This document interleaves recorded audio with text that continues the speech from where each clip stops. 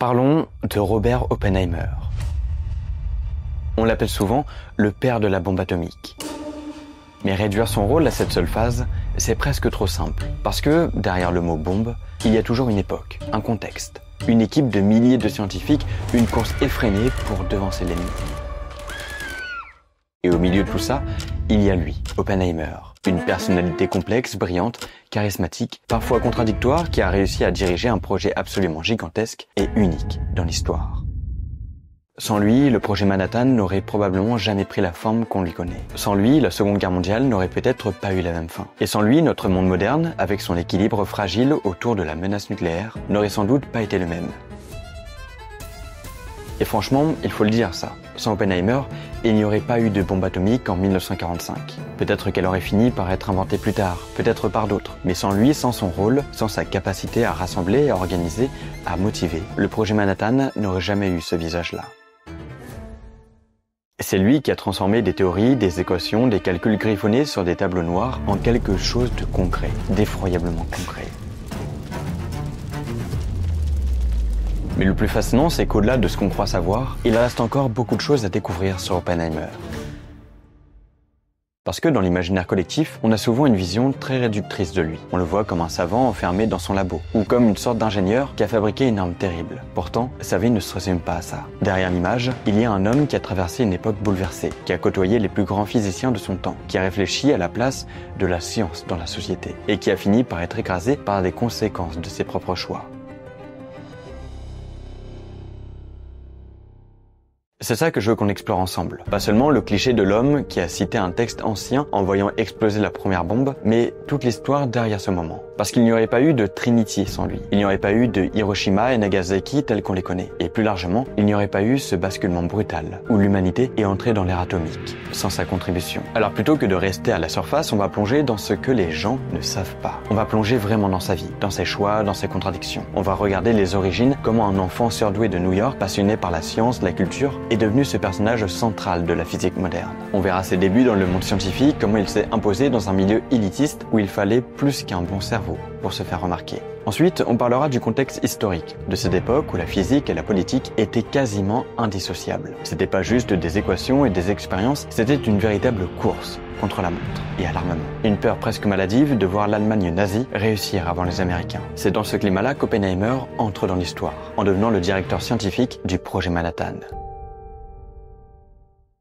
On plongera dans les détails de la conception et du développement de la bombe, pas juste sur le côté technique, mais aussi sur les débats, les tensions, les doutes. On verra comment la physique, des choses très abstraites comme l'énergie de liaison des noyaux ou la fission en chaîne, s'est transformée en une arme qui allait changer le monde, à jamais. On parlera du test Trinity, ce moment hors du temps où l'histoire a basculé. La première explosion atomique, le désert illuminé comme en plein jour. La naissance d'une ère nouvelle. Et on se demandera comment Oppenheimer, lui, a-t-il vécu ce moment? Qu'est-ce qu'il a ressenti face à ce feu qu'il avait contribué à allumer? Puis viendront Hiroshima et Nagasaki, la fin de la guerre, la victoire pour certains et la culpabilité pour d'autres. Là encore, on verra comment Oppenheimer se situe entre la fierté d'avoir accompli quelque chose d'immense et le poids écrasant d'avoir changé la vie de tout un pays, voire du monde à tout jamais. Mais son histoire ne s'arrête pas là. Après la guerre, il y a les remords, les tensions politiques, la peur du communisme, les jeux de pouvoir à Washington. Oppenheimer devient une figure publique, respectée, mais aussi attaquée, trahie, mise à l'écart. Et enfin, on parlera de sa fin de carrière, de ses dernières réflexions, de son rapport entre science, morale et politique. Parce qu'au fond, toute sa vie est marquée par cette question. Jusqu'où peut aller un scientifique? Est-ce qu'on peut séparer les équations des conséquences? Est-ce que la physique doit avoir un côté moral? Bref, ce qu'on va raconter, c'est pas juste l'histoire d'un physicien brillant, c'est l'histoire d'un homme qui a tenu entre ses mains une partie du destin du monde et qui a passé le reste de sa vie à essayer de comprendre ce que ça voulait dire. Bonjour à tous, bienvenue dans cette toute nouvelle vidéo. Aujourd'hui, on va parler de Robert Oppenheimer. Pour ceux qui ont vu le film Oppenheimer, je pense que vous allez adorer cette vidéo parce qu'évidemment, il y a un lien très fort entre le film et cette vidéo. Mais juste avant qu'on commence, j'aimerais vous poser une question. C'est quoi votre rêve? Alors ça paraît vraiment déconnecté de poser ça, mais j'ai quand même envie qu'on discute des rêves. J'ai envie de savoir un petit peu vos rêves à vous. Parce que moi, quand j'étais au lycée, je voulais être astronaute. Finalement, je l'ai pas été. Enfin, pas encore en tout cas, peut-être.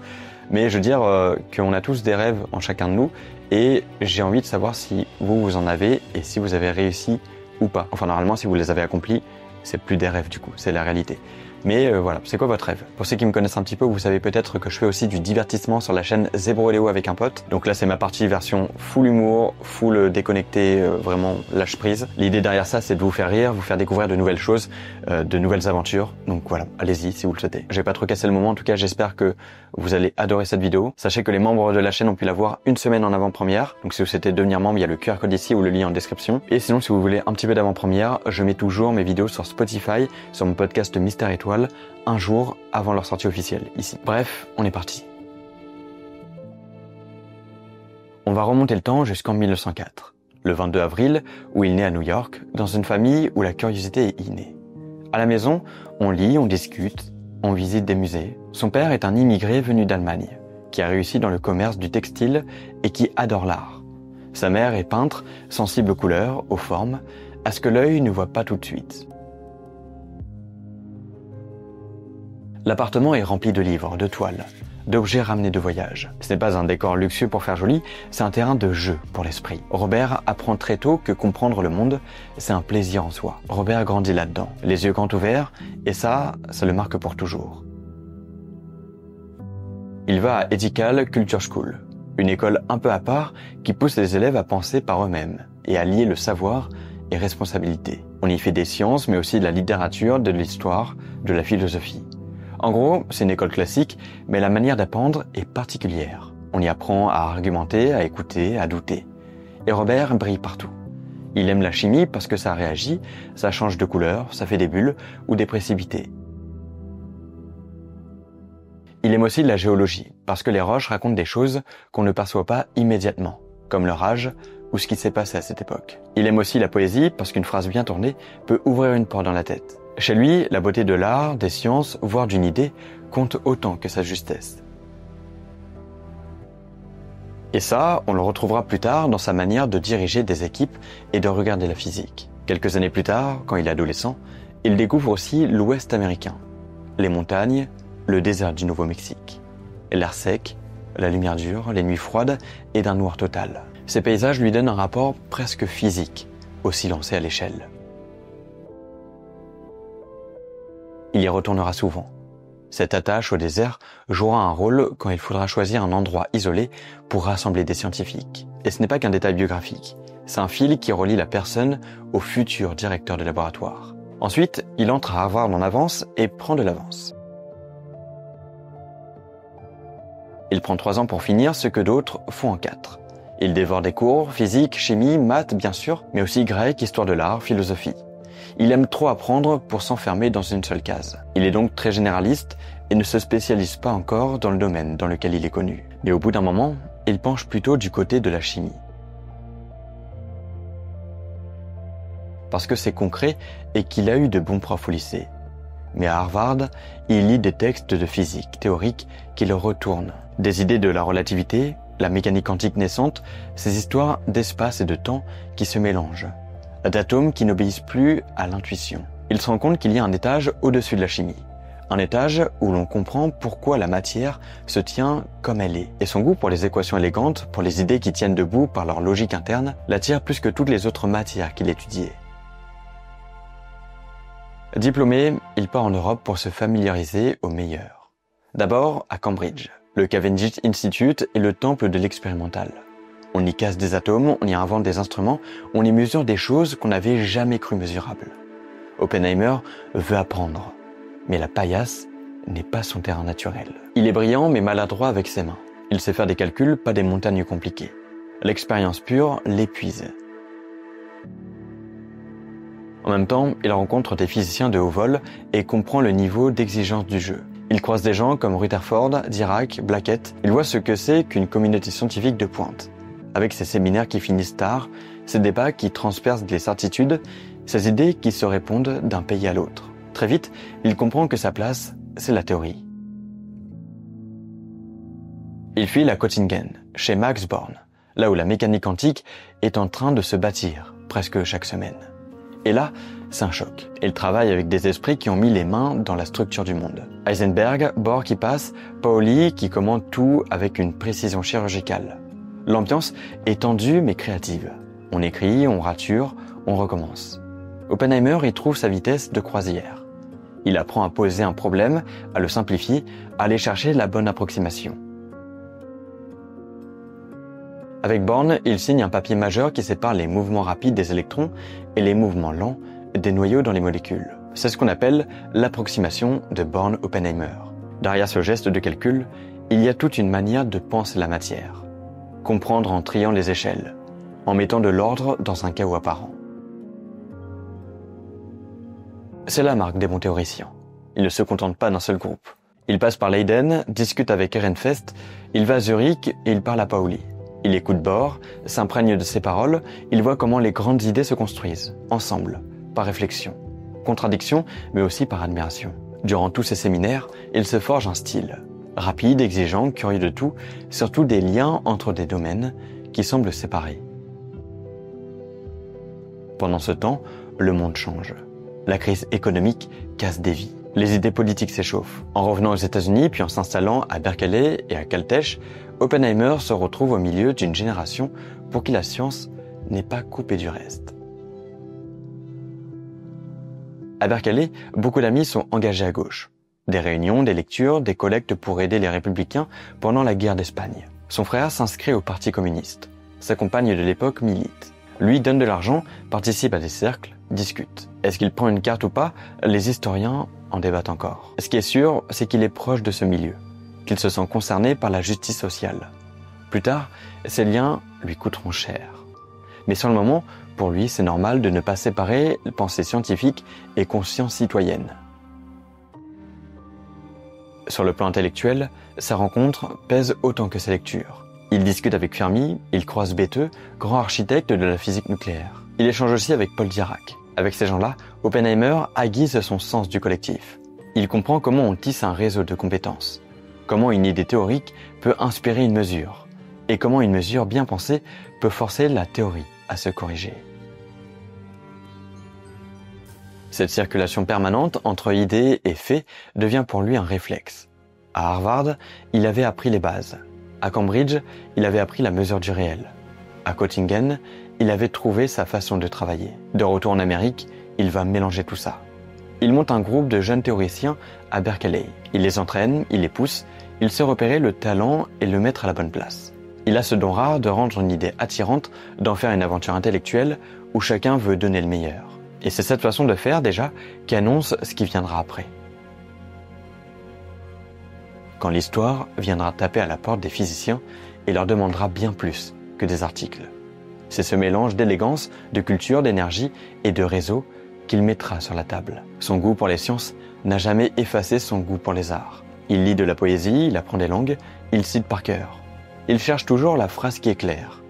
Ce n'est pas un vernis, c'est une manière de penser. Pour lui, une belle équation, c'est un beau vers. C'est la même chose que la beauté qu'il faut apprécier et comprendre. Comme on l'a vu, après ses études, Oppenheimer est de retour aux États-Unis. Mais il ne se contente pas de revenir chez lui. Sur le plan scientifique, ses premières années de carrière sont assez intenses avec beaucoup d'articles écrits. Il travaille sur les fondations de la mécanique quantique, sur la façon dont les particules se comportent quand on les oblige à être extrêmement rapides et extrêmement proches les unes des autres. Il explore la théorie des électrons relativistes, les comportements d'ensemble dans des systèmes d'atomes.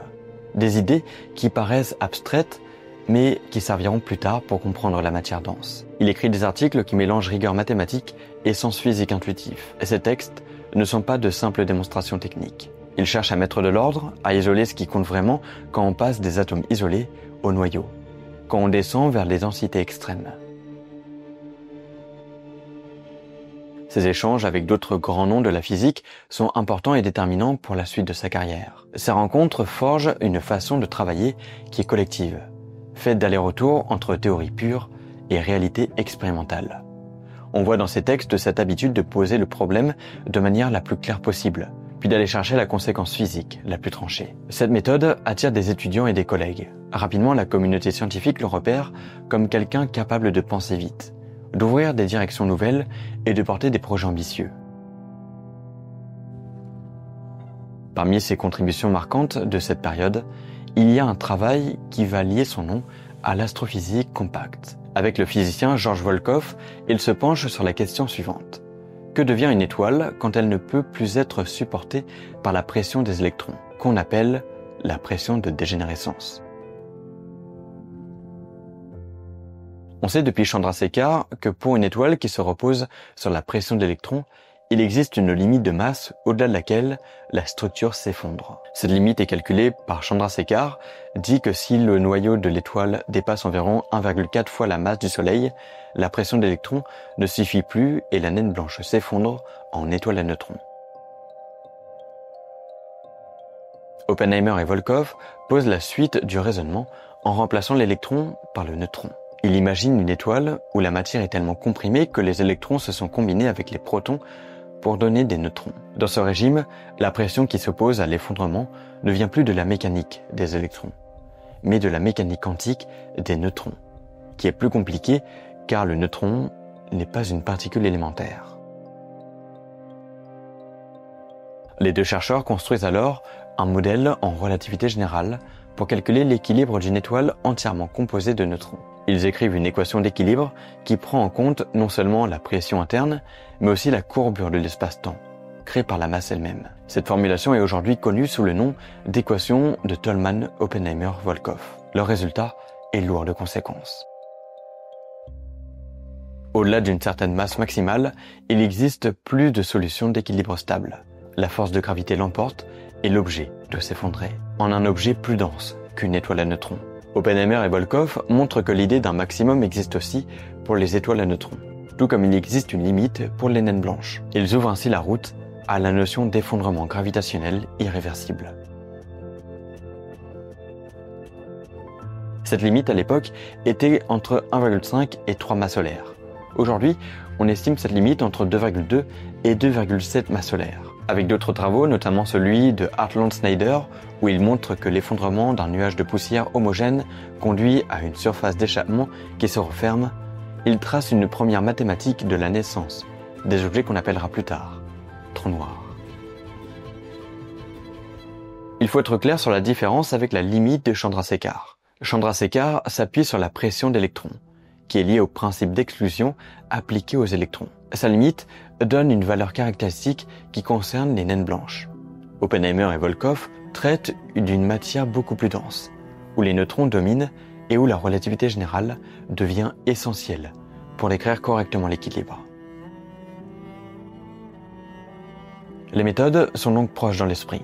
Toutes deux reposent sur l'idée de pression dégénérée, mais les régimes physiques et les équations à résoudre sont différents. De plus, la valeur numérique de la limite pour les étoiles à neutrons reste plus incertaine que pour les naines blanches, parce que l'interaction nucléaire complexe entre neutrons entre en jeu et modifie la pression interne.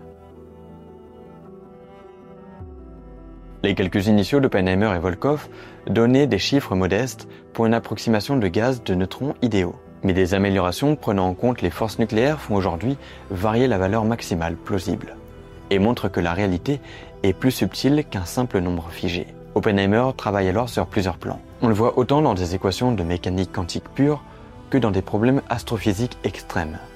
Il va progressivement s'impliquer dans la physique nucléaire et dans des projets d'envergure. Mais cette étape, ce qui frappe, c'est la façon dont il déplace les frontières. Il prend une technique théorique, il la pousse jusqu'à un domaine où elle n'avait pas été utilisée, et il en tire des conclusions qui obligent à repenser la nature des objets astrophysiques. On avance de plusieurs années, et le monde en ce début des années 40 n'est pas juste en guerre.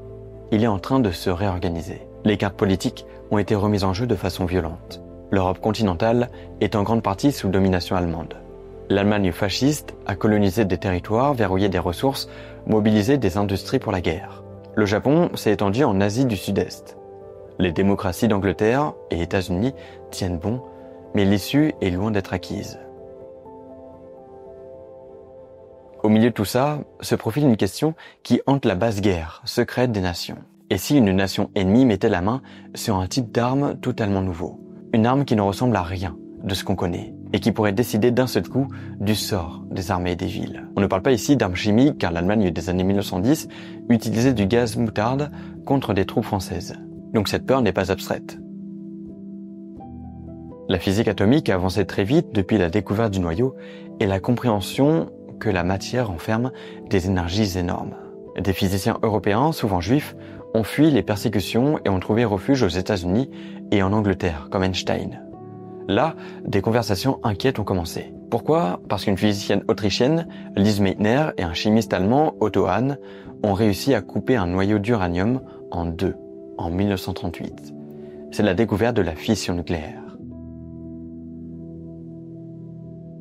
Des chercheurs se demandaient si la fission nucléaire pouvait être exploitée pour libérer une puissance explosive jamais vue auparavant. Des rapports techniques venus d'Angleterre, le fameux rapport Maude, conclut que oui, que fabriquer une bombe à base d'uranium ou de plutonium est plausible.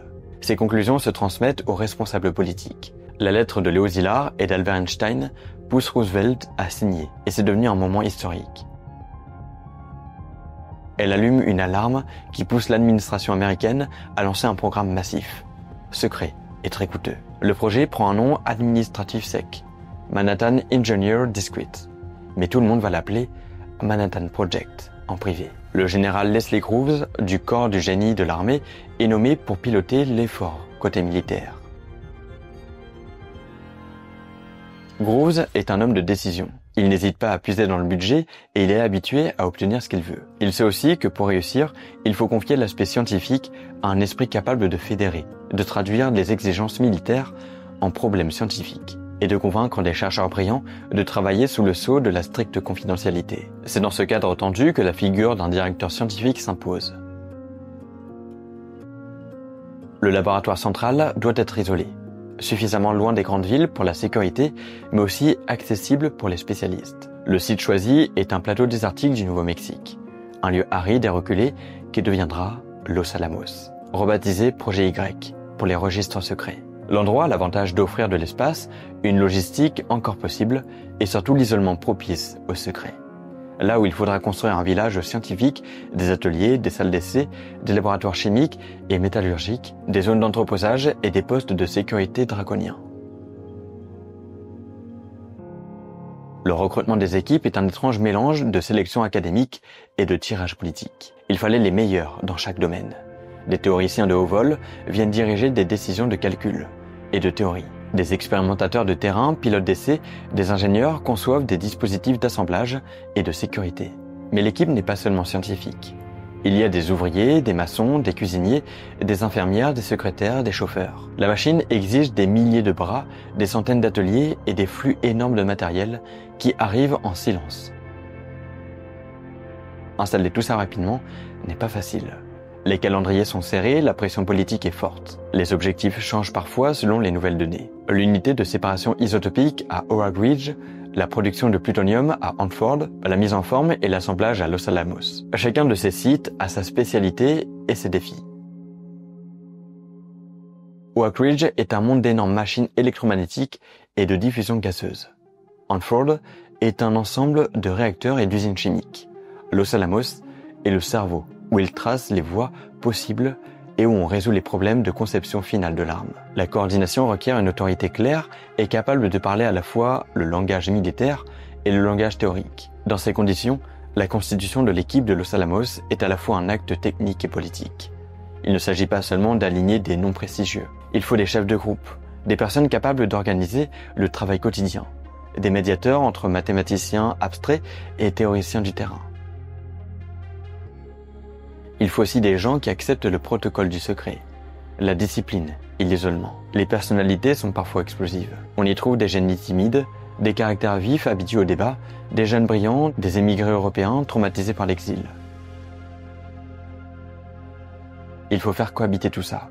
On y invite des figures comme Enrico Fermi qui maîtrisent l'expérience et la théorie, capables de comprendre la physique nucléaire et d'en tirer les dispositifs pratiques. Hans Bethe prend en charge la théorie de la division des calculs et structure les équipes de physique théorique. Richard Feynman, plus jeune, est là pour casser les problèmes concrets, calculer, coder et trouver des astuces pratiques. John von Neumann amène l'expertise sur la dynamique des explosions et la conception des charges creuses. Edward Teller pousse pour des idées plus ambitieuses, concernant la fusion thermonucléaire, posant des débats vifs sur l'avenir des armes.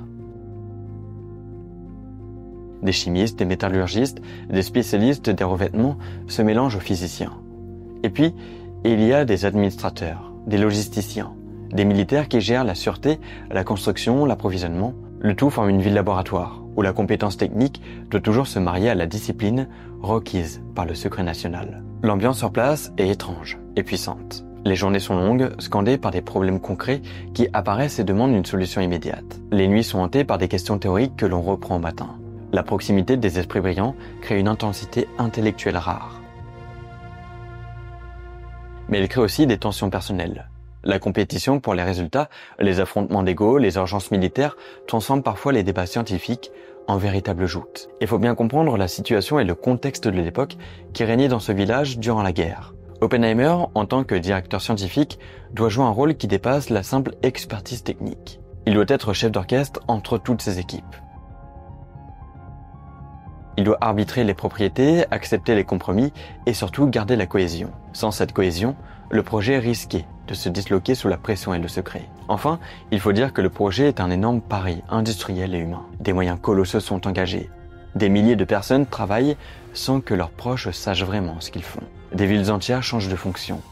Le risque est énorme, mais l'angoisse d'être devancé par l'ennemi fait extrêmement peur. Pour beaucoup de scientifiques, la motivation n'est pas seulement patriotique.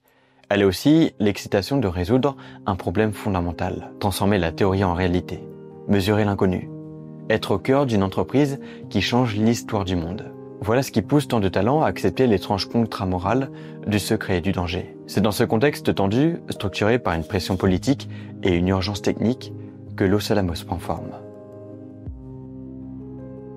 Choisir de construire une bombe atomique, au fond, c'était d'abord une question simple et terrible. Quel matériau peut libérer, en une fraction de seconde, une énergie énorme quand on le perturbe? Les physiciens savaient que deux voies s'offraient. La première s'appuyait sur un isotope rare de l'uranium. La seconde s'appuyait sur un élément artificiel, le plutonium, qu'on obtient en irradiant du combustible. Chaque option avait ses avantages et ses problèmes. Et c'est cette opposition qui a façonné tout le reste du projet. L'uranium naturel contient un petit pourcentage d'atomes qui se comportent autrement et qui peuvent déclencher une réaction en chaîne.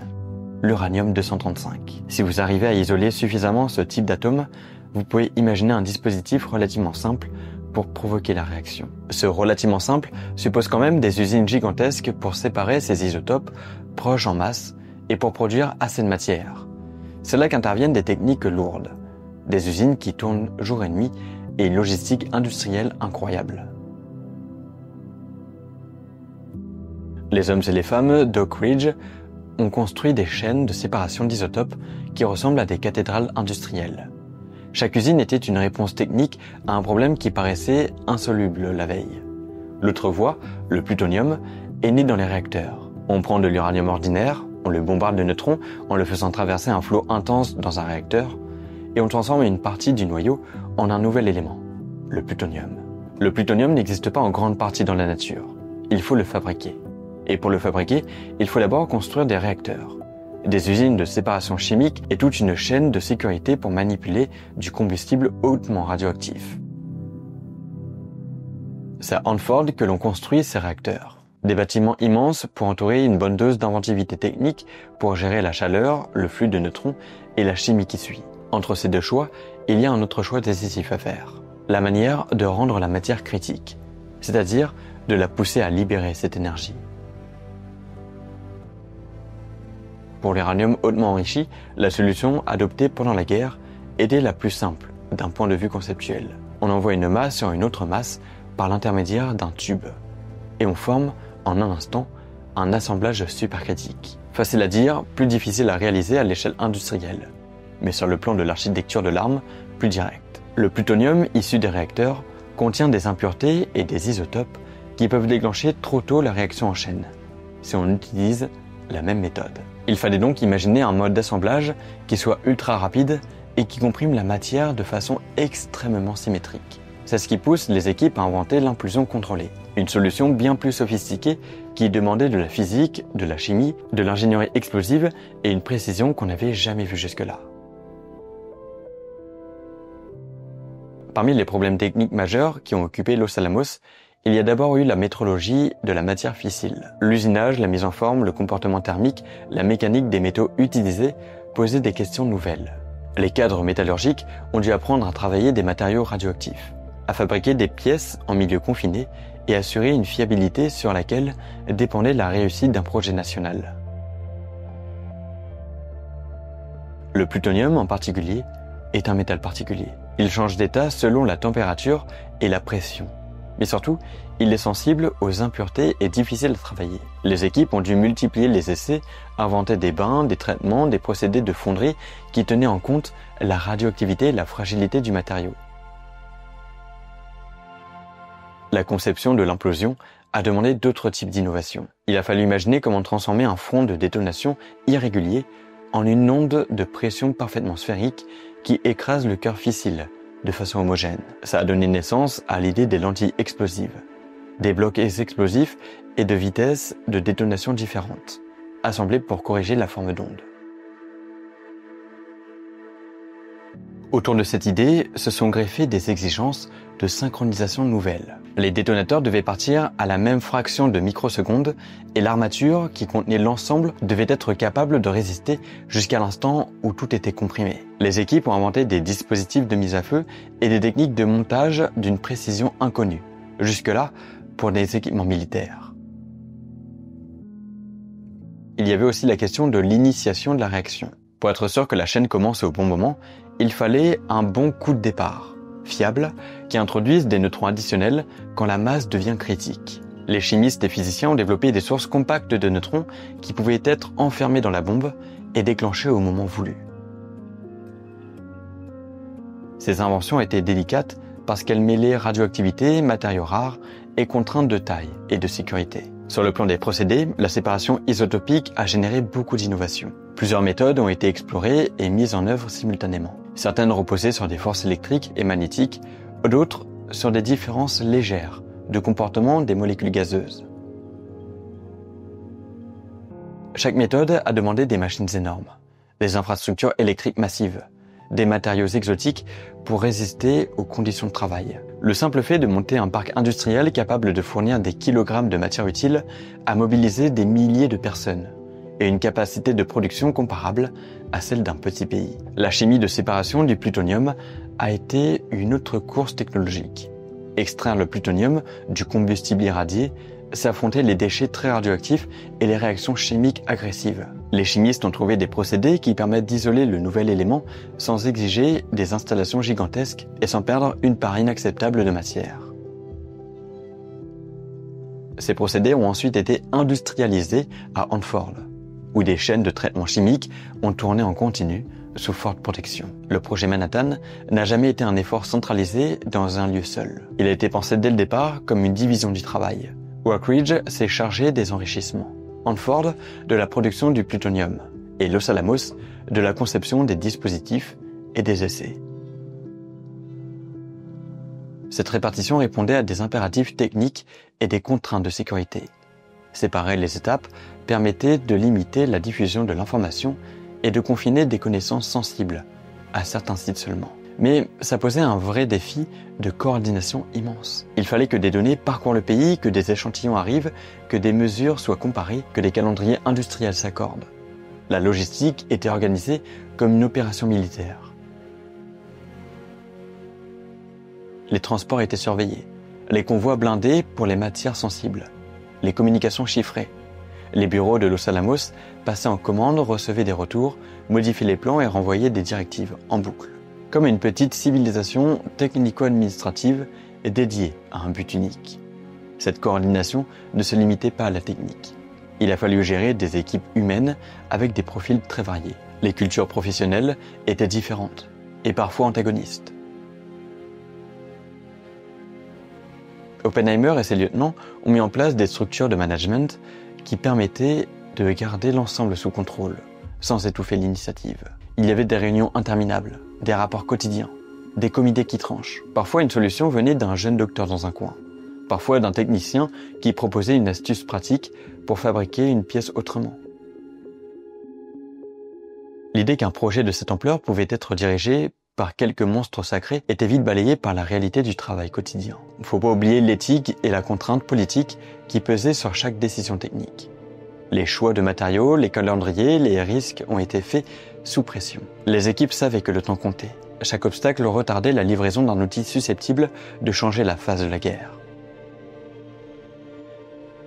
Ça a généré des décisions pragmatiques, parfois brutales, où l'on acceptait des solutions imparfaites parce qu'elles étaient les seules réalisables à temps. Le recours à plusieurs méthodes parallèles pour obtenir de l'uranium enrichi, le développement simultané des voies plutonium et uranium, tout ça était une assurance contre l'échec. Au final, ces efforts ont convergé vers deux dispositifs opérationnels qui sont restés dans l'histoire. L'un était conceptuellement simple et reposait sur de l'uranium enrichi envoyé à la cible. L'autre était d'une complexité d'ingénierie qui demandait des milliers d'essais et un test à part entière. Les mois passés à résoudre des problèmes de métallurgie, de chimie, d'explosifs, de synchronisation et de transport n'ont jamais été de la routine scientifique. C'était la mise en forme d'une idée en un objet réel, avec tout ce que ça implique d'erreurs corrigées à la course, de nuits blanches et d'inventivité technique.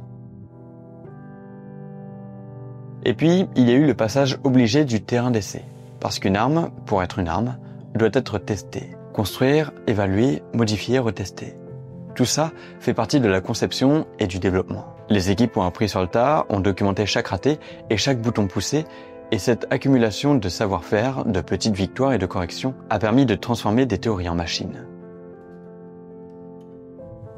On ne peut pas raconter cette histoire sans mentir à la fois l'effroi et l'admiration devant la capacité humaine à résoudre des problèmes techniques immenses, même quand l'objectif soulève des questions morales écrasantes. Maintenant, si je vous demande d'imaginer une explosion nucléaire, l'image qui vient d'abord, c'est souvent un flash, une boule de feu en forme de champignon et une onde qui écrase tout. Mais sous cette image spectaculaire, il y a une mécanique physique précise, presque froide, qui transforme une petite quantité de matière en une quantité colossale d'énergie, en un temps incroyablement court. C'est cette mécanique que je vais vous expliquer simplement, pour qu'on sente vraiment ce qui se passe et pourquoi c'est si violent. La fission à la base, c'est une idée relativement simple. Et c'est l'idée de casser un noyau lourd en deux morceaux. Imaginez un noyau d'un atome qui reçoit un neutron. Ce neutron n'est pas une balle qui arrive à la vitesse d'une voiture de course. Souvent, dans les réactions qu'on manipule, on parle de neutrons dits rapides ou thermiques, ce qui décrit leur énergie. Les neutrons émis par une fission sortent avec des énergies non négligeables. Mais ce sont des particules légères, pas des projectiles supersoniques. Leur vitesse est grande sur l'échelle humaine, mais loin d'être relativiste. Quand un neutron frappe un noyau instable, il peut le rendre si déséquilibré que ce noyau se scinde en deux fragments. Cette scission produit de l'énergie parce que la somme des masses des fragments plus des neutrons produits est légèrement inférieure à la masse initiale. Cette différence de masse apparaît sous forme d'énergie selon la célèbre équation E égale mc². Concrètement, chaque fission libère une quantité énorme d'énergie, à l'échelle atomique. Et surtout, elle libère des neutrons supplémentaires, qui peuvent aller casser d'autres noyaux. C'est cette capacité à produire des neutrons qui permet la réaction en chaîne. Quand la réaction en chaîne est contrôlée, on l'utilise dans un réacteur pour produire de l'électricité. Quand elle devient incontrôlée, elle s'emballe et la libération d'énergie est extrêmement rapide. La vitesse de montée de la réaction dépend de la probabilité qu'ont les neutrons à rencontrer d'autres noyaux et de la géométrie du matériau, mais aussi de l'énergie des neutrons eux-mêmes. Dans certains systèmes, on modère entre guillemets les neutrons, c'est-à-dire qu'on les ralentit avec un matériau modérateur pour augmenter la probabilité qu'il provoque une fission. L'idée du modérateur est simple. Ralentir un projectile favorise sa capture par la cible. Dans les réacteurs, on utilise ces principes pour garder la réaction stable. Dans une explosion, la physique joue l'inverse. Donc les conditions sont disposées pour qu'un maximum de neutrons provoque des fissions en cascade. Après, comme modérateur, il y a deux matériaux qui sont utilisés, du bore ou de l'eau. Mais lorsque des millions et des millions de fissions se produisent en une fraction de seconde, l'énergie libérée se concentrera d'abord dans les fragments de fission et dans un rayonnement très intense. Les fragments de fission sont des noyaux qui partent à très grande vitesse. Ils chauffent instantanément la matière autour d'eux, qui devient un plasma incandescent. Ce plasma forme la boule de feu initiale. La boule de feu émet un spectre lumineux extrême, des ultraviolets aux rayons X, et chauffe l'air tout autour à des températures immenses. C'est cette chaleur et ce rayonnement qui provoquent les brûlures à grande distance et les incendies. En même temps, la boule de feu se dilate. L'air chauffé se met à pousser violemment le reste de l'atmosphère. Et cette poussée se propage sous forme d'onde de choc. Cette onde de choc, c'est l'onde qui casse les fenêtres, renverse les maisons et compresse l'air. Les physiciens modélisent cette onde comme une suppression qui décroît avec la distance. Une propriété importante, très générale, est que la taille des effets d'une explosion ne croît pas linéairement avec l'énergie. C'est pour ça qu'une explosion 10 fois plus puissante n'a pas une zone 10 fois plus grande. Ce sont des ordres de grandeur qui permettent de comparer des explosions entre elles sans entrer dans les détails techniques. Pour avoir une idée d'échelle, les explosions historiques majeures qu'on connaît ont des ordres de grandeur mesurables. Une explosion qui libère ce qu'on appelle quelques dizaines de milliers de tonnes d'équivalent TNT transforme instantanément une quantité énorme d'énergie en chaleur et pression. La boule de feu atteint des températures de plusieurs millions de degrés au centre et la lumière émise peut provoquer des brûlures et incendies, même à plusieurs kilomètres, si la ligne de vue n'est pas obstruée. Ces grandeurs dépendent de l'altitude de la détonation et des conditions atmosphériques. Une explosion en haute altitude produit moins de retombées au sol, mais envoie une onde de choc différente. Alors qu'une explosion qui touche le sol vaporise des matières et produit un panache radioactif qui retombe sous forme de poussière contaminée. Le rayonnement ionisant fait aussi partie de l'instantané. Pendant les premières fractions de seconde, il y a un flux intense de neutrons et de rayons gamma qui sort de la boule de feu. Ces particules traversent la matière et ionisent les atomes, cassent les molécules, détruisent les tissus vivants. Leur portée est limitée comparée à la lumière, mais très dangereuse près de l'épicentre. Ensuite, il y a la radioactivité résiduelle. Si l'explosion a soulevé des matériaux terrestres, des poussières activées deviennent ce qu'on appelle des retombées. Ces poussières transportent des radioéléments et contaminent les sols et l'eau. Les effets sanitaires à long terme incluent un surrisque de cancer et d'autres maladies liées à l'exposition au rayonnement. Ces conséquences se déploient sur des années et des décennies et varient selon les isotopes impliqués, leur demi-vie et la façon dont ils sont dispersés. La propagation thermique et la génération d'incendies dépendent aussi beaucoup des conditions locales. Une zone urbaine dense, remplie de combustibles répartis, peut voir se produire des feux qui se propagent et se reforment par l'effet de vent créé par l'explosion elle-même. Le bilan final n'est pas qu'un effet mécanique. C'est aussi un effet thermodynamique et chimique qui transforme un environnement. Les modèles modernes prennent en compte la formation des nuages de fumée, la formation d'aérosols et comment tout ça influe la météo locale et même régionale pendant un certain temps. Côté calcul et ordre de grandeur, plusieurs familles d'équations entrent en jeu. On utilise des lois de la conservation de l'énergie et de la quantité de mouvement pour décrire l'expansion initiale de la boule de feu et la formation de l'onde de choc. On utilise des équations de transfert radiatif pour calculer combien d'énergie quitte la boule sous forme de lumière et de rayons. Et on utilise des modèles de diffusion atmosphérique pour estimer la distribution des retombées. Les valeurs précises que donnent ces modèles varient avec la météo, l'heure du jour, l'altitude et la nature du terrain. C'est pour ça que prédire un effet précis à la rue près est toujours hasardeux. Mais on peut donner des cadres fiables en termes d'échelle et d'ordre de grandeur. Et il y a aussi un aspect humain et sanitaire. Les effets immédiats sont la destruction mécanique, les brûlures et l'irradiation aiguë. Les effets à moyen terme incluent les blessures par incendie, le manque d'accès aux soins, la contamination de l'eau et les sols. Les effets à long terme sont des cancers induits par radiation et les dégâts écologiques durables. Les générations suivantes peuvent hériter de terres contaminées, stériles et de conséquences psychologiques profondes. Les exemples historiques montrent que la reconstruction n'est pas seulement matérielle, elle est culturelle et politique. Les sociétés exposées doivent gérer des stigmates et des risques sanitaires qui persistent longtemps. Enfin, sur le plan scientifique, malgré plus d'un siècle de recherche en physique nucléaire et en hydrodynamique, la simulation complète d'une explosion reste un défi. On combine aujourd'hui simulation numérique avancée, expériences de laboratoire sur petite échelle et données historiques pour améliorer les modèles. Mais le principe reste le même. Une réaction nucléaire rapide transforme la matière en énergie. Cette énergie est d'abord portée par des fragments et des radiations, puis par une boule de feu et une onde de choc, et enfin par des retombées et des effets secondaires qui se déploient dans le temps. Comprendre ces étapes, c'est comprendre pourquoi une telle explosion n'est pas seulement un événement physique ponctuel, mais un phénomène qui touche la matière, la santé et la société sur des échelles très larges. Si on veut garder une image simple après tout ça, il faut plonger dans les différentes échelles du processus. À l'échelle atomique, une fission est un événement microscopique, unique et précis. À l'échelle humaine, des milliards de ces événements synchronisés dans le temps et l'espace deviennent une onde, une lumière, une contamination qui redessine des paysages et des vies. Maintenant, replaçons-nous dans le contexte vers la fin de la guerre, mais dans une ambiance où la guerre est toujours pesante. Le désert, ce jour-là, avait l'air d'un monde plat, pâle et méconnaissable. On n'y venait pas en visite, ni pour camper. On y venait parce qu'on avait besoin d'un lieu où personne ne viendrait fouiller.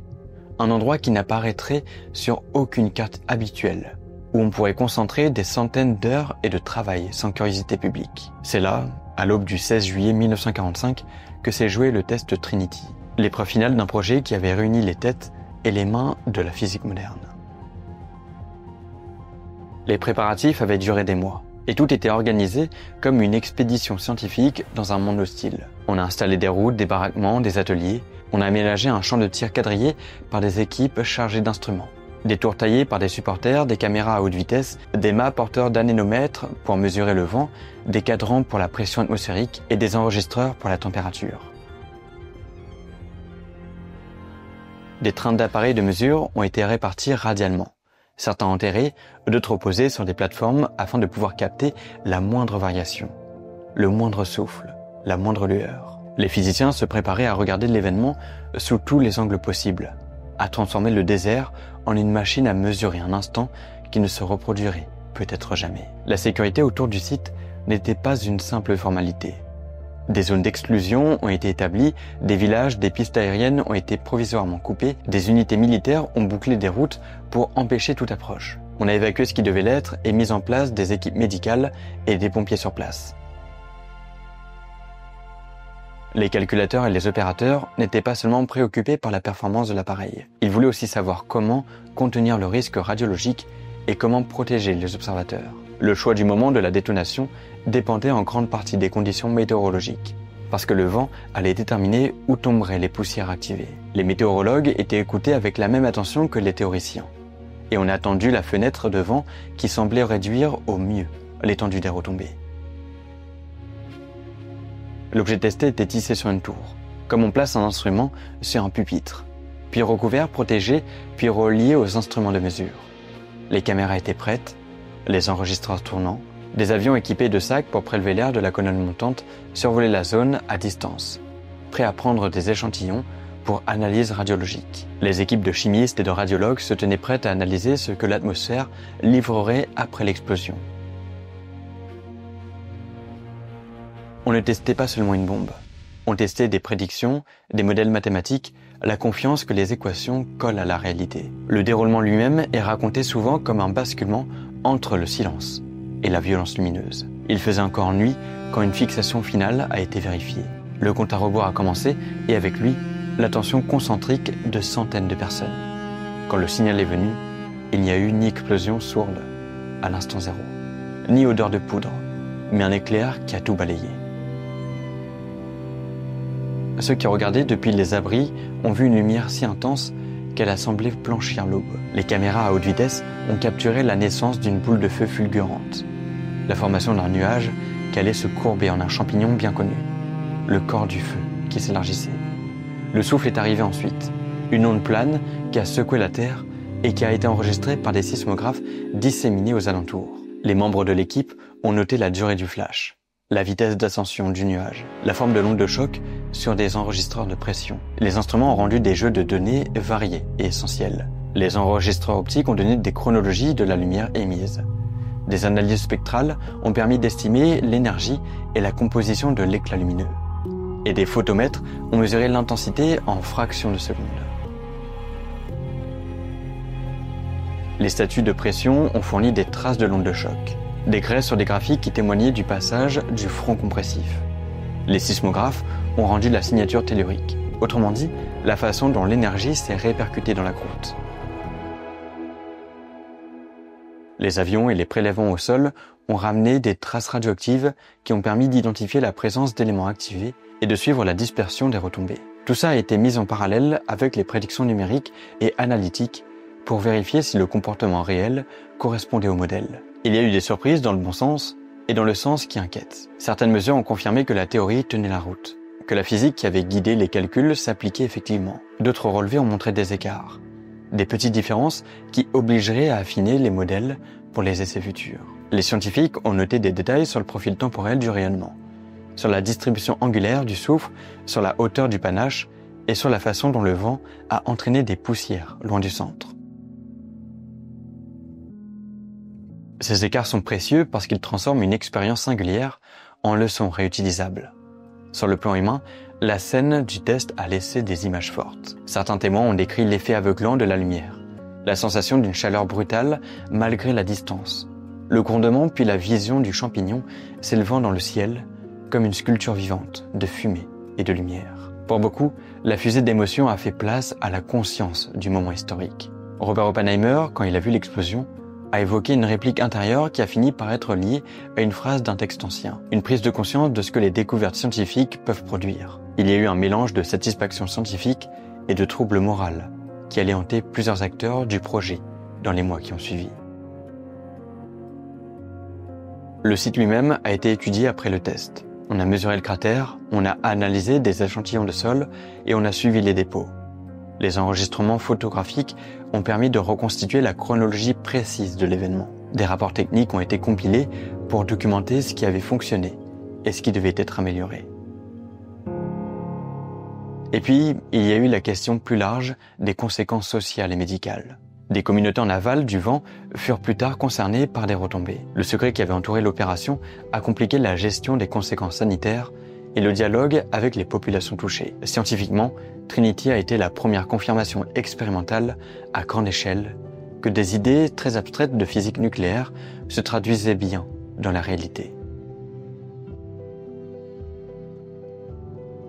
Les données collectées ont servi à valider des modèles, à calibrer des instruments et à préparer d'autres essais. Moralement, l'impact a été plus diffus et plus profond. Le désert a rendu un signal, un ensemble de mesures et une image qui n'étaient pas seulement des chiffres. Elle était la preuve tangible d'une capacité nouvelle, d'une responsabilité nouvelle. Quand on pense à Trinity, on pense à la poussière qui retombe, aux enregistreurs qui gardent des traces, aux discussions longues qui ont suivi dans des bureaux et des comités.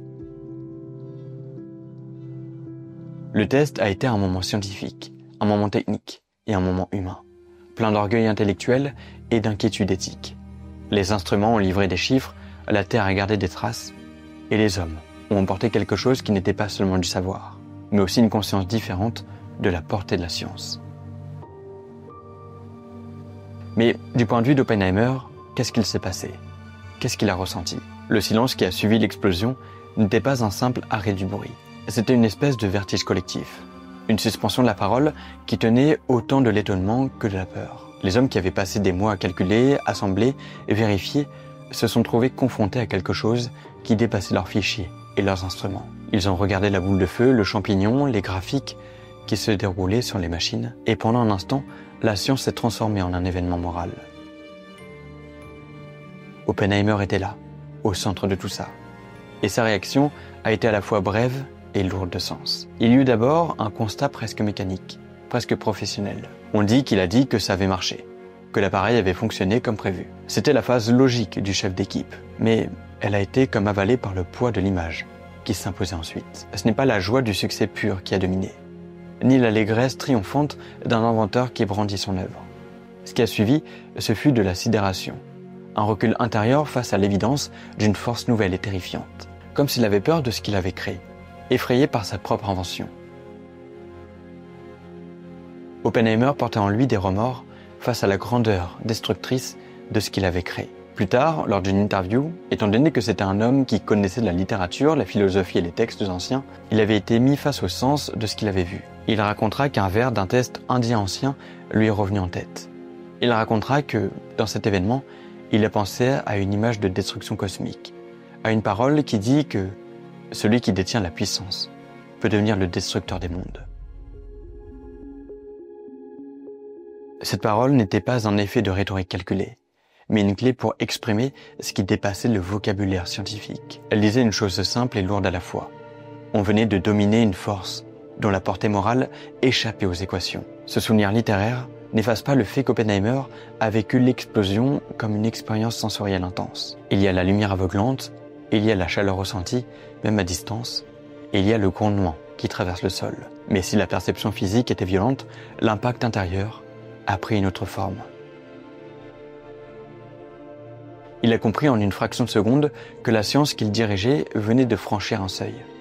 Un seuil qui n'avait jamais été franchi au début. Ce n'était plus seulement l'ouverture d'un nouveau domaine technique. C'était l'entrée dans une ère où l'homme pouvait détruire à une échelle jamais vue auparavant. La conscience de cette portée historique l'a saisi, avec une netteté presque douloureuse. Les images de la déflagration se sont mêlées chez lui à une réflexion morale. Il savait ce qu'il avait fait. Il savait qui l'avait aidé. Il savait pourquoi le projet existait. Il savait aussi que tout ça allait s'inscrire dans une histoire humaine de manière irréversible. Cette prise de conscience ne s'est pas traduite immédiatement par une déclaration publique de repentance. Elle s'est d'abord manifestée comme un bouleversement intime. Une interrogation morale qui allait le suivre pendant des années. Autour de lui, les réactions ont été variées. Certains membres de l'équipe ont éprouvé un sentiment de triomphe technique. D'autres, d'une gêne confuse. Un de ses collègues notera plus tard une phrase lancée dans le refuge de protection qui sonne comme un aveu de trouble collectif. Ces micro-réactions disent autant de l'humanité présente sur le site que de nouveautés de la situation. Des gens brillants entraînés à résoudre des problèmes, confrontés soudain à la question de savoir ce qu'il faut faire maintenant, que la possibilité de détruire des villes est devenue réalité. Pour Oppenheimer, la situation littéraire n'était pas une formule vide. Elle traduisait la façon dont le sens de la science venait de changer. Il n'était plus là seulement à explorer des lois. Il était devenu, malgré lui, acteur d'une transformation politique et morale. Dans les jours qui suivirent, on le voyait peser ses paroles, moins en savant triomphant qu'en voix inquiète. Il accepta la réalité du succès technique. Mais il savait aussi que cette réussite ouvrait une question plus large. Comment gérer, contrôler, légiférer une puissance nouvelle sans que l'humanité ne bascule dans le pire. Cette prise de conscience a orienté ses pas après le désert. Il expliquera ensuite son attitude en public et en privé. Ses débats avec des responsables politiques, ses efforts pour promouvoir des formes de contrôle international sur l'arme nucléaire. Il explique aussi pourquoi, plus tard, son image est associée à une ambivalence profonde. L'homme qui a permis la naissance d'une arme et l'homme qui, après l'avoir vue à l'œuvre, s'est montré enclin à chercher des limites à son usage. La sidération initiale reste cependant l'image la plus forte. Ce silence plein, cette respiration retenue qui a suivi l'éclair et le fracas. Tout ça raconte un moment où la raison se trouve face à sa propre conséquence. Oppenheimer, on est sorti différent. Il n'a pas abandonné la science, mais il a découvert que la science n'est pas seulement un instrument de connaissance. C'est aussi un pouvoir qui commande une responsabilité historique. Et c'est cette réalité, plus que toute autre chose, qui l'a hanté après Trinity. Enfin, historiquement, la décision politique d'utiliser la bombe n'est pas née d'un seul moment, ni d'un seul homme. C'était le résultat d'un enchaînement d'options, de peur et d'urgence. La guerre en Europe venait de finir, mais le Pacifique faisait toujours rage. Les planificateurs militaires redoutaient une invasion du Japon. Une opération qui s'annonçait longue, sanglante et coûteuse en vie humaine. Et en plus de ça, les Américains avaient essuyé leurs lourdes pertes avec l'invasion de Pearl Harbor, sur les côtes hawaïennes, il y a plusieurs mois. Au même moment, il y avait la course avec l'Union soviétique. L'idée qu'une démonstration de force pousserait à une paix négociée plus rapide et à une position dominante dans l'après-guerre. Face à tout ça, la Maison-Blanche et les généraux ont choisi d'employer l'arme nouvelle comme un outil de rupture rapide. Et c'est le président qui a signé l'autorisation. Mais la décision avait été réfléchie par des militaires, des responsables politiques qui pensaient que l'usage de la bombe pouvait mettre fin à la guerre sans invasion. Quand les nouvelles d'Hiroshima sont arrivées, le monde a compris que quelque chose de radicalement neuf venait d'entrer dans l'histoire humaine. Le 6 août 1945, la bombe surnommée Little Boy a explosé au-dessus de la ville. L'image remplace les mots. Une boule de feu, une onde de choc qui rase des bâtiments. Des températures si élevées que des êtres humains sont calcinés sur place. Des villes réduites à des ruines. Les chiffres varient selon les études et selon la manière de compter. Mais on parle de dizaines de milliers de morts instantanés. Les semaines et les mois qui suivent multiplient les victimes. à cause des brûlures, des hémorragies, des infections et surtout des effets de radiation qui déciment les survivants et provoquent des cancers plus tard. 3 jours plus tard, soit le 9 août, Nagasaki avait subi une attaque similaire, avec une bombe différente surnommée Fat Man. Là encore, l'impact humain et matériel est monstrueux, et la stupeur mondiale grandit. Du côté des scientifiques qui avaient travaillé sur le projet, la réception des nouvelles est complexe. Pour certains, c'est la confirmation technique d'un travail gigantesque, l'aboutissement d'un effort collectif hors norme. Pour d'autres, c'est l'horreur d'un instrument de destruction à une échelle nouvelle. À Los Alamos, quand on a su que les bombes avaient été larguées sur les villes habitées, il y eut un silence, des conversations à voix basse, des visages fermés. Certains membres de l'équipe ont ressenti un soulagement. La fin de la guerre paraissait plus proche. D'autres ont été frappés par une culpabilité immédiate. Les rapports qui arrivent ensuite depuis le Japon, les descriptions des blessures, des cadavres, des familles anéanties, changent la nature de la discussion. Ce qui était jusqu'alors un problème technique devient une question morale et politique essentielle. Oppenheimer lui-même réagit avec une intensité qui mêle réflexion, douleur et action. Il n'était pas celui qui avait pris la décision politique, mais il avait été l'un des acteurs majeurs de la transformation. Les nouvelles d'Hiroshima et de Nagasaki l'ont profondément marqué. Il n'a pas célébré la victoire comme un triomphe technique pur. Au contraire, il a pris conscience très vite de la portée humaine de ce qui venait d'être fait. Dans les mois qui suivent, il s'est retrouvé pris entre les atteintes du pouvoir et son propre sentiment d'urgence morale. Très rapidement, il change de posture publique. Là où, pendant la guerre, son rôle principal avait été d'assurer la réussite du projet technique, après la guerre, il se met à penser à la manière de contrôler et d'encadrer l'usage de l'arme nucléaire. Ce retournement n'est pas uniquement une question de sentiment personnel. Oppenheimer entre dans l'espace politique et administratif. Il accepte des responsabilités d'avis et de conseil. Il devient l'un des conseillers scientifiques proches du pouvoir et il participe à la création de structures destinées à décider du sort de l'arme atomique. Mais il n'est pas du tout sur la même ligne que ceux qui estiment qu'il faut maintenir la suprématie technologique à tout prix. Il plaide pour la régulation internationale, pour un contrôle collectif des matières fissiles et pour des mécanismes qui éviteraient que des nations isolées ne détiennent sans frein des armes capables d'anéantir des populations entières. Il pense qu'il faut sortir de la logique de chacun pour soi et essayer d'inventer des règles qui imposeraient un ordre nouveau. Cette attitude le met en conflit avec des forces politiques puissantes. À partir de 1946, la question du contrôle des armes nucléaires devient un champ de bataille. Les propositions de contrôle international sont discutées, modifiées, repoussées. Le plan Baruch, exposé devant l'Assemblée générale des Nations unies, propose un système d'inspection et de contrôle, mais soulève des résistances. Les Américains eux-mêmes, tiraillés entre la volonté de garder de l'avance et la tentation du multilatéralisme, n'aboutissent pas à un accord durable. Oppenheimer soutient des idées qui semblent optimistes mais difficiles à mettre en place. Sa position d'homme de science engagé moralement heurte les tenants d'une stratégie plus dure. En parallèle à ce combat public, sa situation personnelle devient fragile. Durant les années 30, il a entretenu des relations, des sympathies à gauche. Certaines amitiés et liaisons ont frôlé des personnes liées au communisme. Ces liaisons, qui à l'époque ne paraissaient pas totalement hors normes dans des cercles universitaires, vont devenir une faiblesse lorsque la guerre froide monte et que la suspicion politique devient politique. Son opposition à la mise au point rapide de la bombe à hydrogène alimente ensuite une certaine colère au sein de l'administration. Le débat sur la bombe H n'est pas seulement scientifique, il est aussi profondément politique. Ceux qui poussent pour une riposte massive face à l'Union soviétique voient en Oppenheimer un obstacle. La tension se cristallise et finit par exploser dans des procédures publiques. Accusé d'être un risque pour la sécurité nationale en raison de ses anciennes relations et soupçonné d'un manque de loyauté par ceux qui le considèrent comme trop hésitant sur l'arsenal futur. Il est soumis à une enquête de sécurité au début des années 50. Ce procès administratif est humiliant et dramatique. Il perd son habilitation de sécurité, perd son contrôle d'ange gardien scientifique auprès du gouvernement et se trouve publiquement mis en question. Pour beaucoup, cette période est une période de trahison. L'homme qui a conduit un projet colossal est désormais regardé comme un suspect par la machine qui l'a aidé à construire.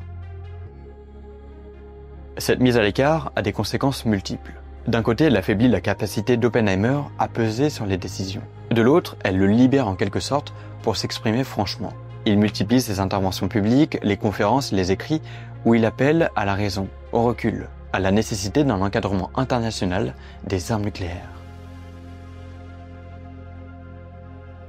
Il devient la figure contradictoire d'un scientifique qui a apporté la catastrophe et qui se bat ensuite pour empêcher que la catastrophe ne s'amplifie. Sa parole est parfois entendue, parfois rejetée. Son image publique oscille entre celle du génie coupable et celle du sage qui alerte. Sur le plan humain, les années qui suivent sont lourdes. Oppenheimer n'échappe pas à la douleur morale. Il voit les conséquences des bombes, il voit la guerre froide qui s'installe, et il comprend que la science peut créer des outils qui échappent à tout contrôle moral simple. Malgré la mise à l'écart, il continue de parler, de prévenir, d'alerter sur les dangers d'une course aux armements ou la technique qui précède la réflexion morale. Il n'abandonne pas l'idée que la communauté internationale doit trouver des règles, même si la politique de son temps rend cette exigence très difficile à réaliser. Son histoire, après Hiroshima et Nagasaki, est donc celle d'un homme partagé entre la fierté d'une réussite scientifique immense et le poids d'une responsabilité morale écrasante. Il choisit de se battre pour que la possession d'une telle puissance ne devienne pas une simple normalité. Ce combat le place en conflit avec des intérêts puissants et finit par le payer cher politiquement. Mais il laisse aussi une trace durable. Il a fait en sorte que la question éthique de l'arme nucléaire ne soit plus seulement une question technique. Et il a forcé les sociétés à se poser la question de savoir jusqu'où la science peut aller. Suite à tous ces événements et à la perte de son habilitation, l'effet humain est lourd. Il ressent l'isolement. Les soirées deviennent plus solitaires, les rencontres plus prudentes. Il passe beaucoup de temps à l'Institute for Advanced Study à Princeton, où il a toujours son bureau, mais la fonction officielle qu'il occupait auprès des décideurs a radicalement changé. Cette mise à l'écart nourrit des réflexions intimes. Il repense à ses responsabilités, à ses choix, à la limite entre le savant qui invente et le politique qui décide de l'usage. La blessure est personnelle, mais elle le pousse aussi à parler plus franchement. Libéré en partie du rôle de conseiller étroit, il se met à écrire, à donner des conférences où il prend la liberté d'alerter sur les dangers de la prolifération nucléaire et sur la nécessité d'un contrôle international. Malgré l'isolement politique, sa vie académique ne s'arrête pas là. Il continue à diriger, à recevoir des visiteurs, à participer à des séminaires. Il reste une figure intellectuelle reconnue, même si sa voix est moins écoutée par les cercles du pouvoir. Ses prises de parole publiques deviennent un moment important. Il s'adresse aux jeunes physiciens, aux étudiants, aux philosophes, et il s'efforce de transmettre une pensée critique sur le rôle de la science dans la société. Petit à petit, une réhabilitation morale commence à émerger, poussée par des collègues et des voix nouvelles qui estiment que l'on a été trop dur. La reconnaissance venue de l'échec politique prend des formes symboliques. En 1963, la remise d'un grand prix scientifique marque un tournant. Ce geste officiel, c'est une manière de dire que sa contribution scientifique reste immense et qu'il mérite d'être honoré. Il ne récupère pas tout ce qu'il a perdu, mais la société scientifique lui rend une part d'estime. Dans le monde universitaire, il conserve un prestige qui attire les étudiants et les jeunes chercheurs. On le voit encore, souriant parfois, plus posé, comme un homme qui a traversé des tempêtes et qui veut dire quelque chose d'utile aux générations suivantes. Ces dernières années sont faites d'un mélange de travail calme et de réflexion publique. Il n'abandonne ni la pensée ni la parole, il voyage, il reçoit, il débat. On lui propose des honneurs, des conférences, des articles. Il rédige des textes où il essaie de synthétiser ce qu'il a appris de l'expérience. Il parle de responsabilité, de précaution, de science engagée mais raisonnable. Il sait que la bombe a changé l'histoire.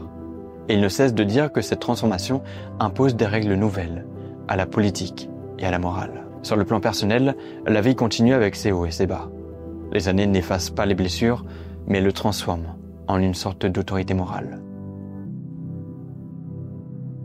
L'héritage d'Oppenheimer est complexe et profond. D'un côté, il y a la trace indélébile de sa contribution scientifique, les travaux, les idées, l'organisation d'un projet scientifique sans précédent.